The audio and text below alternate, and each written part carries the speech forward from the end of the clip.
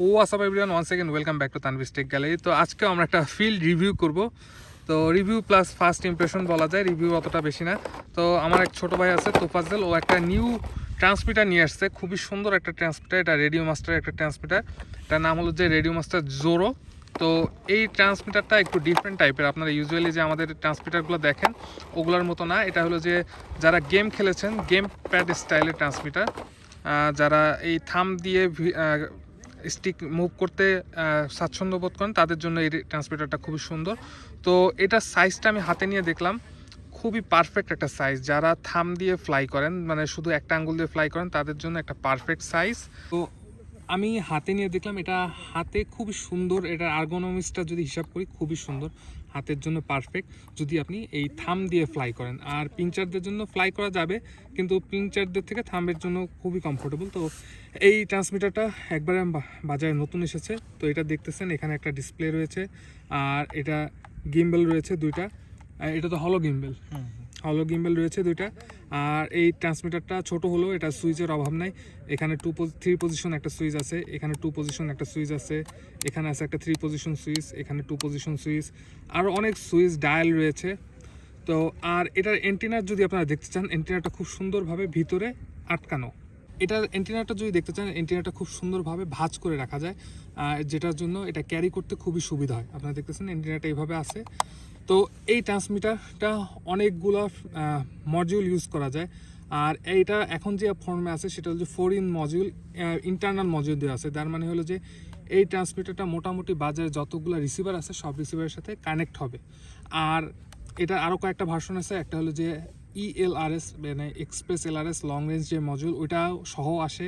তারপরে হচ্ছে 4-in-1-এর দুইটা মডিউল আছে, একটা হচ্ছে লিমিটেড কিছু রিসিভারের সাথে কানেক্ট হয়। আর এটার মধ্যে যে মডিউলটা আছে এটাকে বলে JP 4-in-1 মডিউল বলে। এটা সব রিসিভারের সাথে কানেক্ট হবে, আপনার FR স্কাই হয়, ফ্লাই স্কাই হয়, সব রিসিভারের সাথে কানেক্ট হবে। আর এখানে পিছনে যে জিনিসটা দেখতেছেন, এটা এক্সটার্নাল মডিউলের জন্য, যেমন ক্রস ফায়ার অথবা ELRS আপনারা যদি ইউজ করতে চান সেটার জন্য এই মডিউলটা। তো এটার ভিতরে স্পেশাল দুইটা ব্যাটারি ব্যবহার করতে হয় ভিতরে। সেটা হলো যে 18650-র অর্ধেক সাইজের একটা ব্যাটারি আছে। ব্যাটারিটা খুঁজে পাওয়া একটু হার্ড। তো আমরা এখন ট্রান্সমিটারটা অন করব। তো আমাদের কাছে যে ভিতরে যে ব্যাটারি ইউজ করতে হয় ওটা আমাদের কাছে নাই, তাই এটা আরেকটা অপশন হয়েছে। এটা হলো যে আপনার যদি লাইপো ব্যাটারি থাকে, সেই ব্যাটারিটাও আপনারা এইখানে দেখতেছেন পয়েন্ট দেওয়া আছে, এখানে ইউজ করতে পারবেন। আর এটা নিচে একটা USB টাইপ সি পোর্ট দেওয়া আছে। এটা হলো যে যখন ইন্টারনাল ব্যাটারি থাকে তখন চার্জ দেওয়ার জন্য। আর এখানে যদি আপনারা ভিতরে এক্সট্রা অ্যান্টেনা লাগাতে চান সেটার জন্য পোর্ট রয়েছে। তো আমরা এটা অন করব। তো আমার ছোটো ভাই তোফাজ্জল ও ব্যাটারিটা কানেক্ট করে আপনাদের দেখাচ্ছে, প্লাস এটা অন করে দেখাচ্ছে।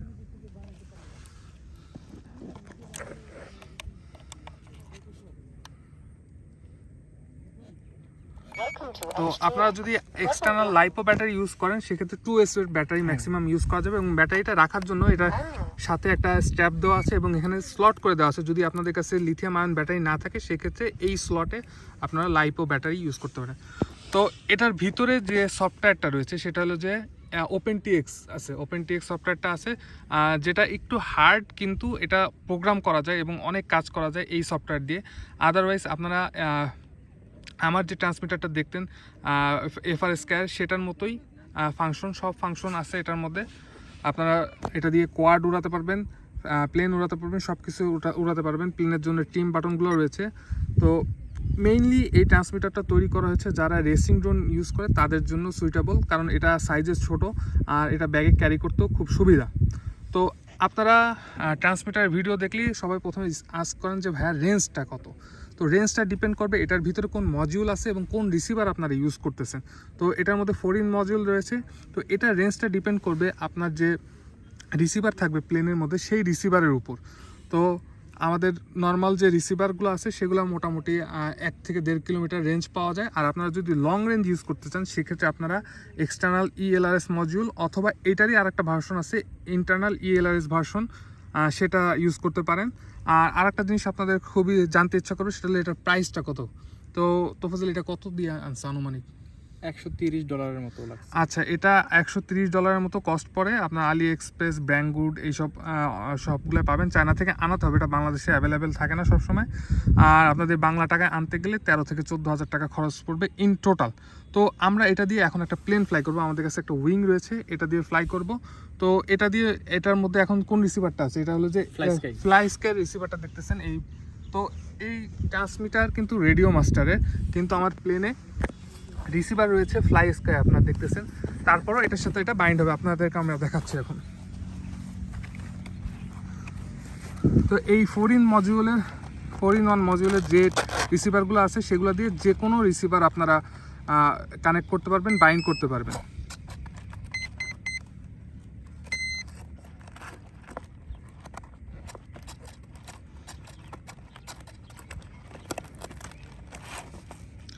তো এই ট্রান্সমিটারের প্রধান অ্যাডভান্টেজ হলো যে এটা সাইজে ছোট, ক্যারি করতে সুন্দর, মানে ইজি হয়, আর হলো যে ব্যাগে ক্যারি করতে সুবিধা হয়, আর এটা রেঞ্জও ভালো মোটামুটি। তো এখন আমরা এটা দিয়ে ফ্লাই করব। আমাকে একটু দেখাও যে এটা কানেক্ট হয়েছে। দেখেন, আমাদের ট্রান্সমিটার হলো যে রেডিও মাস্টারে, কিন্তু আমাদের রিসিভার হলো যে ফ্লাই স্কয়ার, কিন্তু আমাদের এই ট্রান্সমিটার দিয়ে আমাদের এই প্লেনটা কাজ করতেছে। তো আমরা এই প্লেনটা এখন ফ্লাই করব।